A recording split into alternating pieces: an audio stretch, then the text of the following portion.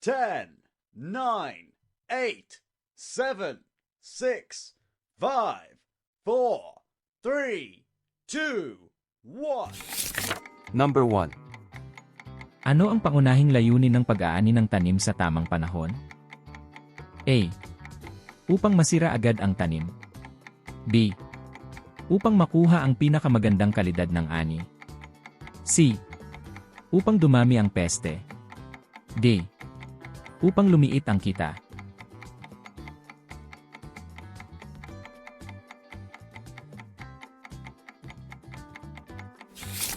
Number 2. Alin sa sumusunod ang palatandaan na maaari ng anihin ang gulay? A. Nalalanta na ang dahon. B.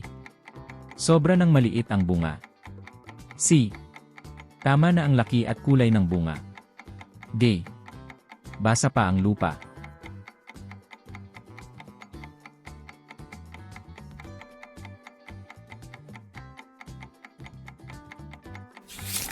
Number 3. Bakit mahalagang obserbahan ang kulay ng bunga bago anihin? A. Upang malaman kung hinog na ito. B. Upang dumami ang dahon. C. Upang bumigat ang lupa. D. Upang maiwasan ang pagdidilig.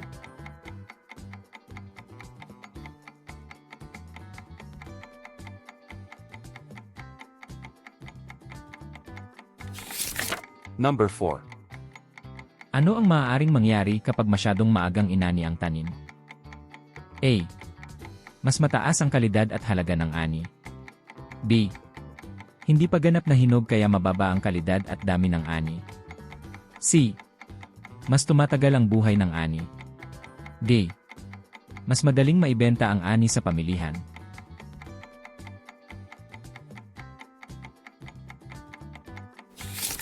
Number 5. Alin sa sumusunod ang wastong kagamitan sa pag-aani? A. Martilyo. B. Gunting o bolo. C. Sinelas. D. Basahan.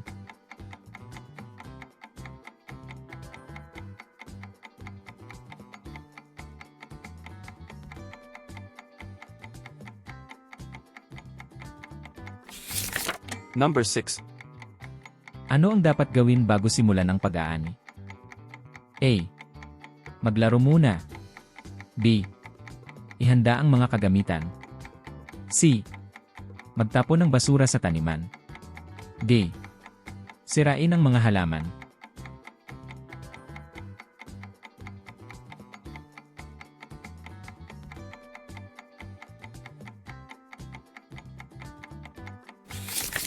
Number 7. Ano ang tamang paraan ng pag-aani ng gulay? A. Hilahin ng malakas. B. Putulin ng maayos gamit ang kagamitan. C. Tapakan ng halaman. D. Kalbuhin ang tanim.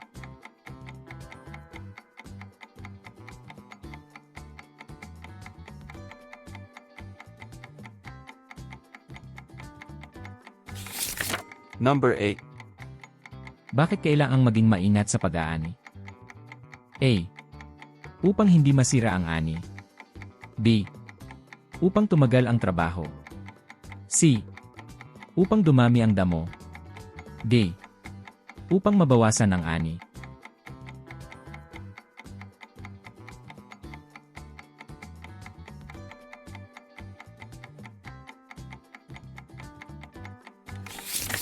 Number 9. Ano ang tamang gawin sa inaning produkto? A. Ikalat sa daan. B. Itapon agad. C. Linisin at ayusin. D. Iwan sa ilalim ng ulan.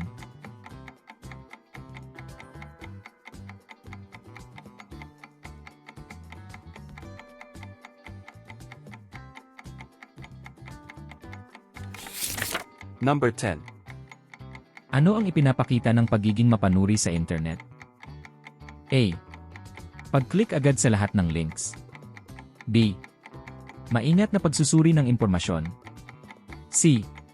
Pagbibigay ng password. D. Pagsagot sa lahat ng mensahe.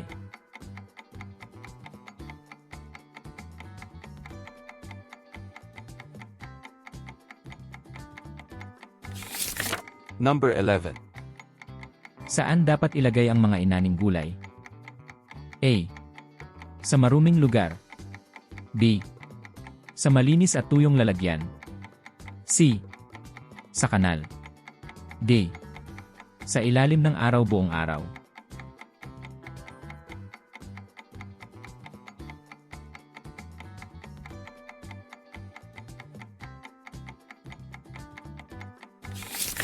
Number 12.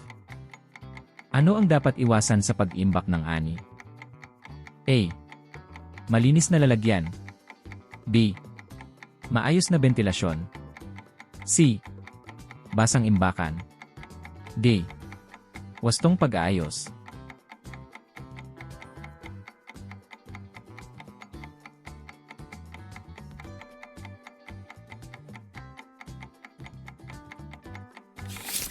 Number 13. Ano ang kahalagahan ng pangangalaga sa inaning tanim? A. Upang mapanatiling sariwa at mataas ang halaga. B. Upang mabilis masira. C. Upang lumiit ang kita. D. Upang mawalan ng mamimili.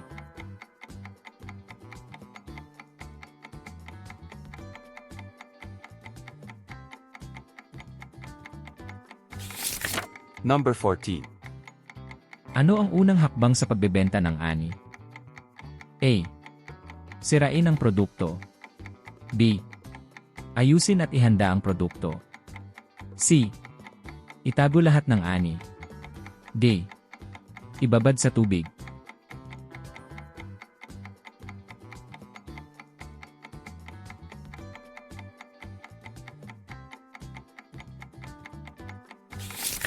Number 15. Bakit mahalagang maging tapat sa pagtitimbang ng ani? A. Upang dumami ang problema. B. Upang pagkatiwalaan ng mamimili. C. Upang mawalan ng suki. D. Upang bumaba ang kita.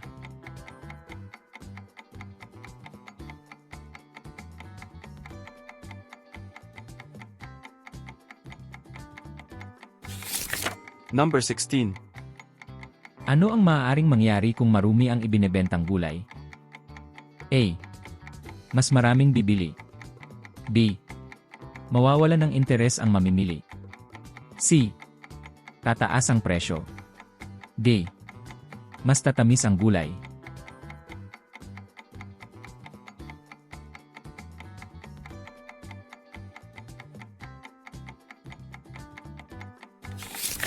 Number 17. Ano ang tawag sa perang natira matapos ibawas ang gasto sa kinita? A. Utang. B. Tubo. C. Sukli. D. Buwis.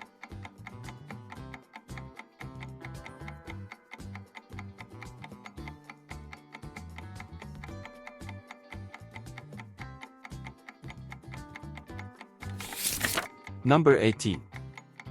Kung ang kinita ay 500 peso at ang gastos ay 300 peso, magkano ang tubo? A. 100 peso. B. 200 peso.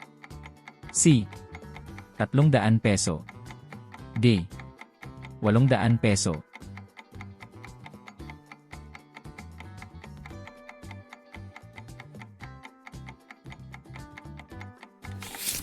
Number 19.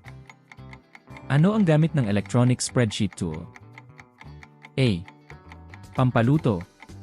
B. Panglaro. C. Pantala ng kwenta at datos. D. Pampatubo ng halaman.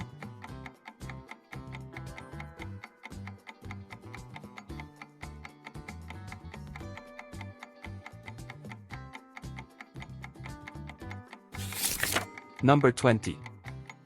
Alin sa sumusunod ang maaaring gamitin sa pagkukwenta ng kita? A. Calculator. B. Plate. C. Martilyo. D. Walis.